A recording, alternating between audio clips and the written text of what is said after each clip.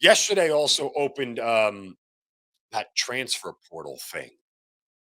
And boy, you know, I'm not sure who the people are out there that are against the transfer portal, but you shouldn't be.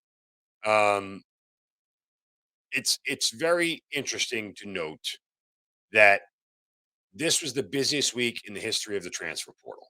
Um, you know, there were people who got in the transfer portal right after midnight on December 5th. There were other people who waited, but there were other people who announced that they were going to do it. Um, and there are some pretty gaudy numbers here overall. Um, Based on players who announced on social media, um, there was known that there were more than 200 that were going to pop in the transfer portal on December 5th. The final count for Monday was 453 FBS scholarship players, 265 on Power 5 rosters, 188 at the current group of five schools, all hitting the market in one day. Um, they are coming up to 800 total FBS transfers, and they'll probably surpass over 1,000.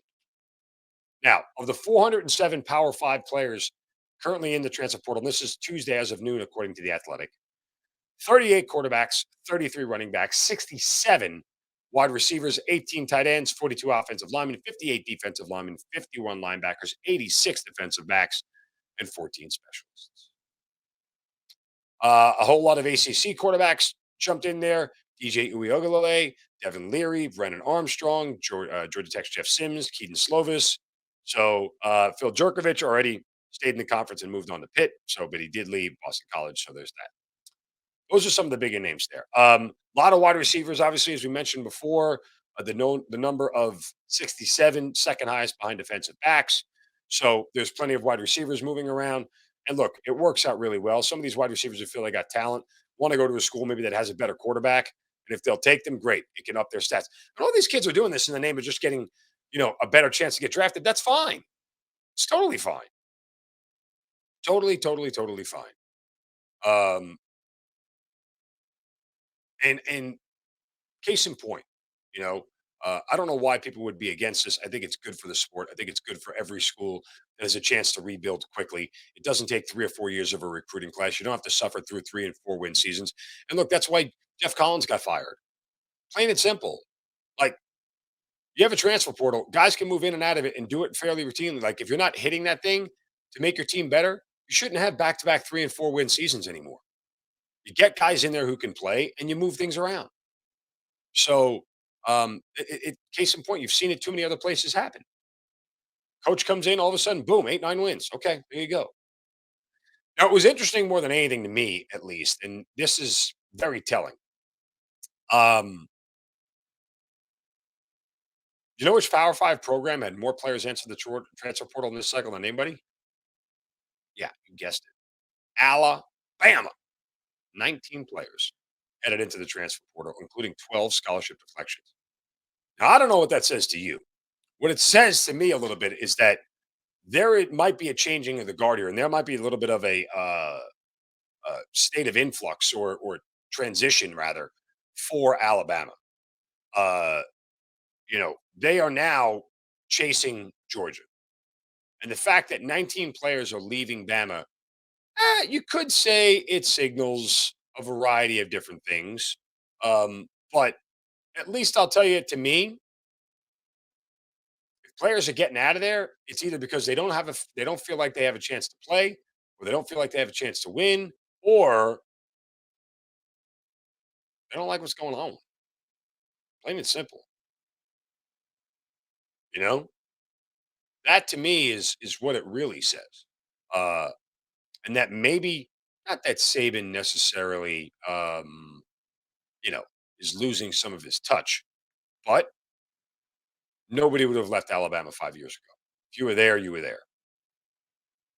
Now, you could argue again of the 12 scholarship players, they could all be scholarship freshmen, guys who didn't want to sit and didn't want to wait. I didn't get the exact list of names, so I don't know.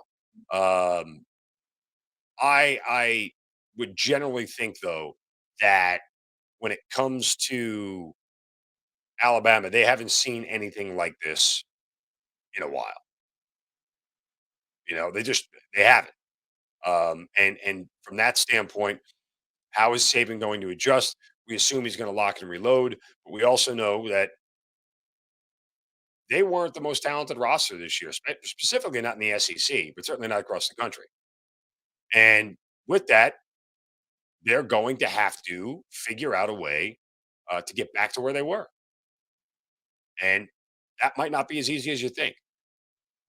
But Georgia now also has the benefit with all these players in the transfer portal. Guess what? You get to choose who you want. Players don't. Players in the transfer portal don't choose Georgia. Georgia chooses them, and that's the position that Kirby Smart has put this program in, on the brink of another national championship, and being able to lock and reload with whatever's gone. 38 quarterbacks in there. One of them coming to Georgia. Who knows? Maybe JT Daniels is circling his way back. He entered the transfer portal out of West Virginia. Maybe it's his time. Maybe he didn't want to sit a year, wanted to play, and now he wants to go back and play at Georgia. Wouldn't surprise me. Should it surprise you? I don't think so. But with Stetson Bennett officially done after his 11th year of college, um, where Georgia goes next, do they have that kid on the roster?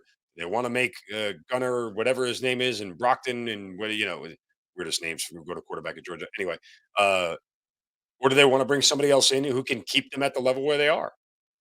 I would tend to think they don't want the growing pains of a young quarterback. Not when you're at a championship level. Hired gun all the way if you're Kirby Smart. Get the best available quarterback that's out there, bring him in and win. What do you think Lincoln Riley did when he went to USC? Took the best available quarterback out there, brought him there, and they won.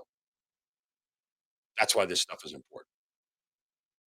So curious to see how the rest of the transfer portal shakes out. Again, I think it's great. I think it's great for players. I think it's great for the sport. If you don't think that, well, we're probably not going to laugh at the same jokes. That said, if you'd like to enjoy something that I enjoy, you can go check out Locked On Falcons with Aaron Freeman. Make that your first listen every day.